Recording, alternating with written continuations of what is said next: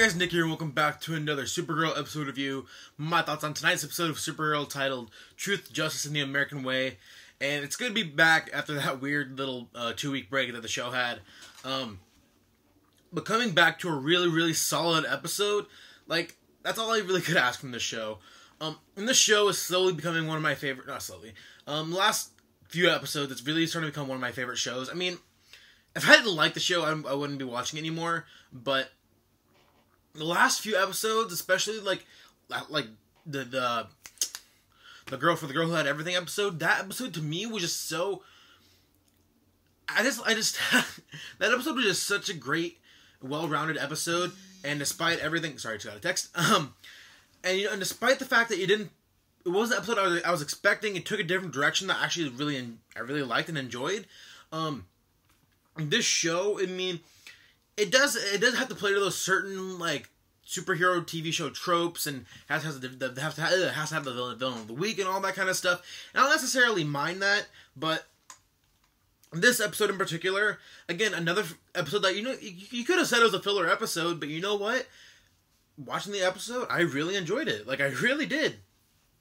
So to get things started about the things that I liked about it, the beginning when we see, Non going to Carl's apartment and says he wants Astra's body, and they have that little like Kryptonian funeral for her, and Kara says that Kryptonian prayer. I thought that was pretty cool, and seeing a little more of the Kryptonian culture was something that I feel like this show hasn't touched on a whole lot of.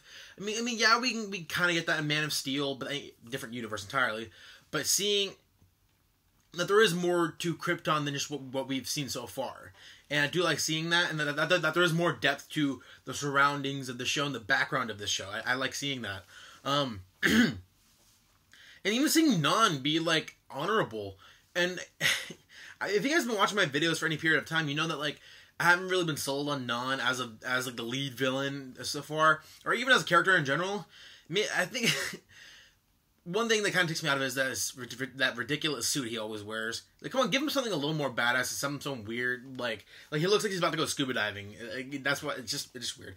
But that's besides the point. Actually, even though it was only for like a couple of scenes, I liked how he was in this episode. And it's like, you're like, and he was telling Kara, like, we're having this funeral for your aunt, but the next funeral is going to be yours.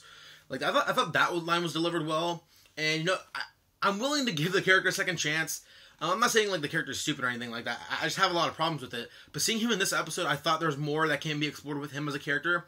But I think it was just weird how they set up, like, Astra to be the main villain of the season and had to kill her off. And now it's going to be him, I guess? We'll see. What else did I like? I do like seeing how Alex is bothered by the fact that Hank lied to Kara about Alex killing Astra. And seeing, and even by the end of the episode, seeing how Kara's, treating and talking to Hank now, I mean, seeing that, like, she's willing to work with him, but she has, like, the fact that, you killed my aunt, like, she's, like, holding that against him. And seeing that, it's just, like, it's not something that they're just, like, ignoring. And these shows always have to have, like, there has to be some big secret that the main character can't know, and blah, blah, blah. All these shows have to have that at some point, I feel like. But seeing it so far, how they're handling it, I think it's being handled pretty well. And there were some Easter eggs in this episode that I want to bring up before I forget. When they're in the DEO in the beginning of the episode, and they're talking about an intergalactic bounty hunter, and it says, like, is it who I think it is the big guy, or something like that. I think they're referencing the DC character Lobo. And if you guys don't know, Lobo is a character in DC Comics. He's been in a bunch of animated stuff. Basically, he's just this, like, really big, buff, like, biker. He's like a space biker bounty hunter, essentially. And that might have been an Easter egg to him. Who knows?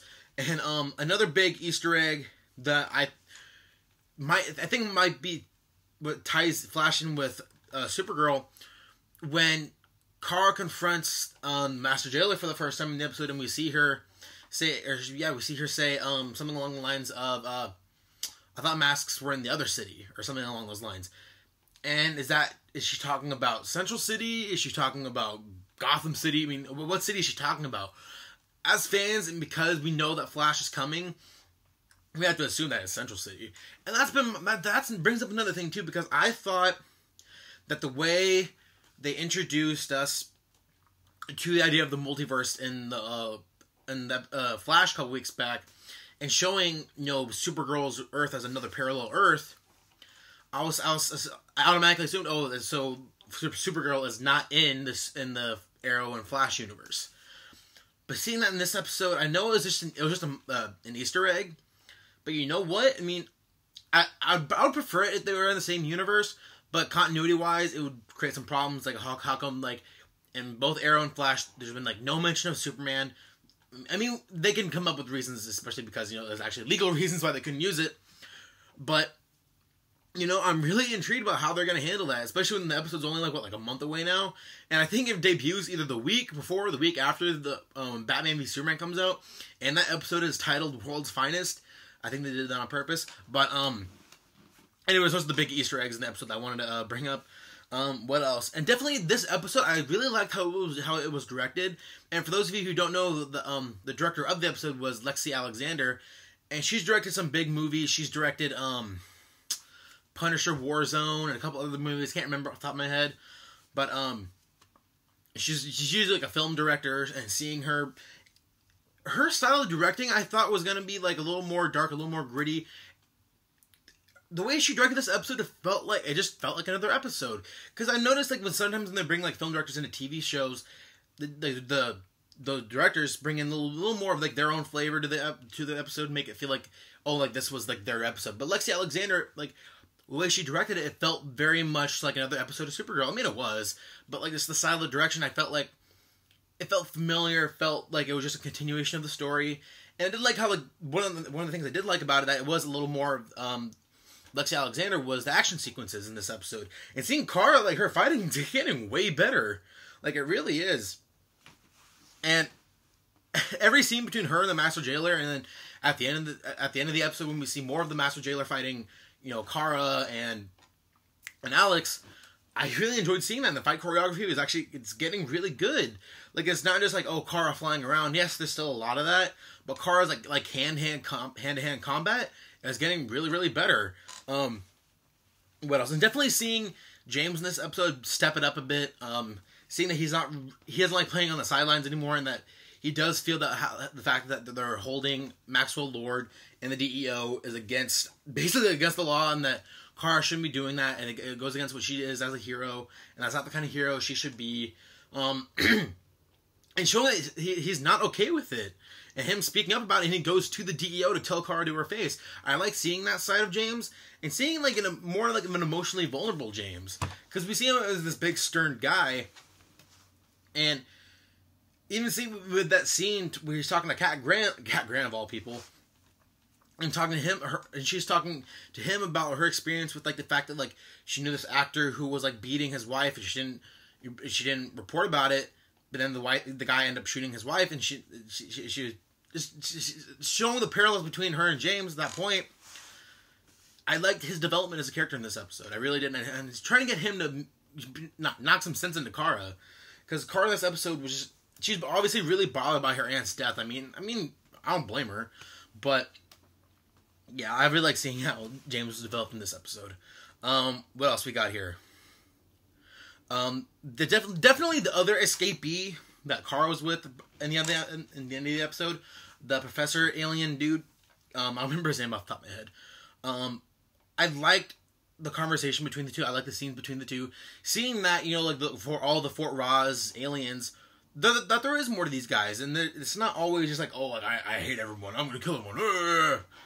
That this guy, he's like, he was in a situation with one of his many wives, I guess, where he became a drug smuggler, and he got caught in his first time. He served his time, and he held no grudges against Kara or her mom.